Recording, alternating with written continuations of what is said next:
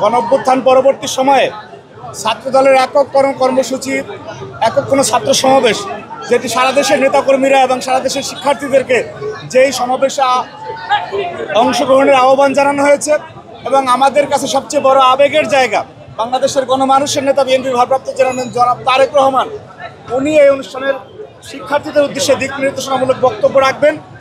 এবং এটি যে ঐতিহাসিক, সেটির আরও একটি দিক রয়েছে যে আজকে ৩রা আগস্ট, আপনি জানেন যে ঠিক আজ থেকে 1 বছর আগে খুনি হাসিনা পতন আন্দোলনের জন্য চূড়ান্ত এক দফা ঘোষণা করা হয়েছিল।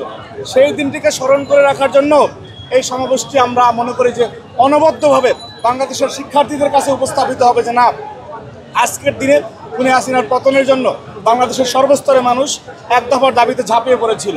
পাশাপাশি এই দিনটির আরও একটি বিষয় রয়েছে যে আমরা 36 দিনব্যাপী বিএনপির পক্ষ থেকে যে জুলাইয়ের ধারাবাহিক কর্মসূচি ঘোষণা করেছিল, ছাত্র দলের একক কোনো শেষ কর্মসূচি আজকে জুলাইয়ের বর্ষপূর্তি উপলক্ষে। এবং পাশাপাশি আমাদেরকে নিয়ে বিভিন্ন ধরনের যে রেটরিক, বিভিন্ন অপপ্রচার, অসত্য, মিথ্যা এবং বিভ্রান্তিকর তথ্য, এবং একটি সংগঠন যারা 5ই আগস্টের আগে গুপ্তভাবে রাজনীতি করেছে, আজকে ছাত্রদলকে টার্গেট করে ছাত্রদলের ক্যারেক্টার অ্যাসাসিনেট করার জন্য তারা বিভিন্ন ন্যারেটিভ তৈরি করে, সেই অপতথ্য এবং অপপ্রচারের জবাব দেওয়ার জন্য আমরা শিক্ষার্থীদেরকে সচেতন করতেও আজকে এখান থেকে দিক নির্দেশনামূলক আমরা বক্তব্য দিব। এবং আমরা দৃঢ়ভাবে বিশ্বাস করতে চাই যে সাম্য, মানবিক মর্যাদা এবং সামাজিক সুবিচারে বাংলাদেশের প্রত্যাশা, বাংলাদেশের সাধারণ শিক্ষার্থীরা গত বছর নিকৃষ্ট স্বৈরাচারের বিরুদ্ধে ঝাঁপিয়ে পড়েছিল, তারা সেই চেতনাটি নিয়ে ঐক্যবদ্ধ থেকে আগামীতে গণতান্ত্রিক বাংলাদেশ, গণতান্ত্রিক সরকার প্রতিষ্ঠিত হওয়ার আগ পর্যন্ত তাদের লড়াই অব্যাহত রাখবে ইনশাআল্লাহ। দেখবেন 15.5 বছর, দীর্ঘ 1.5 দশকে সবচেয়ে নিপীড়িত ছাত্র সংগঠন আমরা ছিলাম।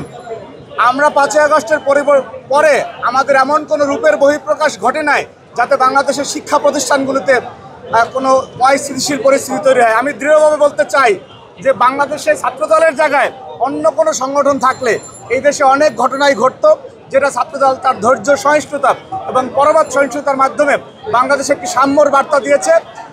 এবং ঠিক শহীদ মিনারে আমরা যে কর্মসূচিটি শহীদ মিনার থেকে একটি উদারতার পরিচয় দিয়ে সরিয়ে নিয়েছি, সেটাও একটি অনন্য দৃষ্টান্ত যে না, রাজনীতিতে যে ছাড় দেওয়ার মানসিকতা এবং গণতান্ত্রিক চর্চার উৎকৃষ্ট উদাহরণ সেটি হচ্ছে ছাত্রদলের এই ছাড় দেওয়ার মানসিকতা। যারা আজকে ইন্টেনশনালি একটি অস্থিতিশীল পরিবেশ তৈরি করে বাংলাদেশকে নির্বাচন পেছানোর জন্য গভীরভাবে ষড়যন্ত্র করতেছে, আমরা সেই ষড়যন্ত্রটি ব্যর্থ করে দেব ইনশাআল্লাহ। এবং গণমানুষের যে দীর্ঘ আকাঙ্ক্ষা 14, 18 এবং 24-এ বাংলাদেশের মানুষ ভোটাধিকার বঞ্চিত হয়েছে, সেই ভোটাধিকার পুনঃপ্রতিষ্ঠার জন্য আমরা আমাদের লড়াই অব্যাহত রাখবো ইনশাআল্লাহ।